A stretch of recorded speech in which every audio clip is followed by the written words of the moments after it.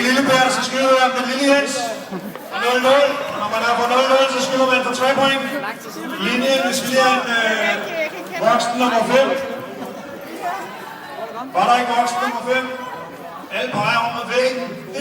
Der var sgu en. Kom ind på banen. Hvad hedder du? Det er Anemone.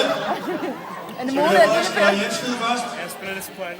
3 forsøg, hvis du scorer, er der en præmie. Jeg aner ikke, hvad det er, men det er da helt sikkert rigtig god.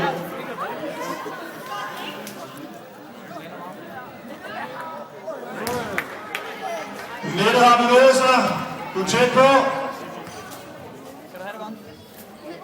Nej. Så ramte du ringen, og næste gang, hvad sker der så? Så skal den i.